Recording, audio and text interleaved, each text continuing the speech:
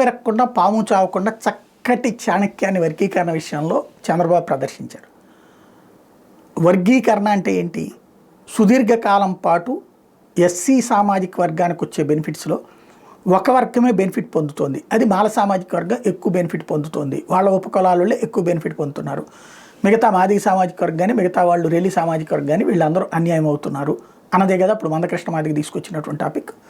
దానికి ఆ రోజున తెలుగుదేశం పార్టీ మద్దతుగా నిలవడం, అండగా నిలవడం, అసెంబ్లీలో చట్టం చేయడం, ఆ తర్వాత అమలు చేసేటటువంటి సందర్భంలో కోర్టు కొట్టేయడం, ఆ తర్వాత మళ్ళీ సుప్రీంకోర్టు దాకా వెళ్ళడం, కోర్టు కొట్టేయడం ఫైనల్గా జరిగిపోయింది. అయితే ఈ మధ్యకాలంలోనే రాజ్యాంగ ధర్మాసనం వచ్చేసేటప్పటికి వర్గీకరణని కేంద్రం చేతిలోంచి తీసేసి రాష్ట్రం చేతిలోకి బిడబడేసింది కంప్లీట్గా.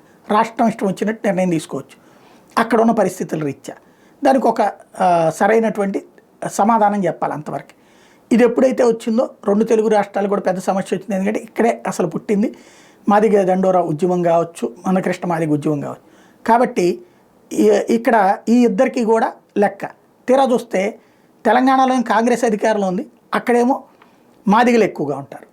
అదే సందర్భంలో ఆంధ్రాలోనేమో మాలలు ఎక్కువగా ఉంటారు, ఇక్కడేమో తెలుగుదేశం అధికారంలో. మాదిగలకి రిజర్వేషన్ అన్నటువంటి అంశమేమో తెలుగుదేశాన్ని, మాలల్ని భుజాన పెట్టుకున్నదేమో కాంగ్రెస్ పార్టీ. ఇద్దరికి రివర్స్ సెంటిమెంట్ అయింది.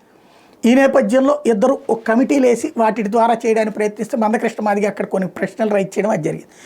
ఆంధ్రాలో ఇప్పుడు మందకృష్ణ మాదిగ చేతుల్లో బాబుగారి రాజకీయానికి సంబంధించి వర్గీకరణ ఇష్యూ ఉంది. ఎందుకంటే చక్కటి ఒక ఎత్తుగడ వేశారు. ఇక్కడ మాలలకే ఎక్కువగా అవకాశాలు ఇచ్చేటట్టు 3 కేటగిరీలుగా ఎస్సీ వర్గీకరణకు సంబంధించి ఏకసభ్య కమిషన్ నివేదిక ఇవ్వబోతోందట. ఓ రకంగా ఇది చెప్పాలంటే దీన్ని ఏమంటామంటే ఏది మీడియా పరిభాషలో, జర్నలిజం పరిభాషలో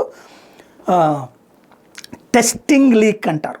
అంటే ఒక కమిషన్ నివేదిక ప్రజలకి రాలేదు, కానీ ఈనాడు లాంటి దాంట్లో వచ్చిందంటే అది అధికార పక్షం.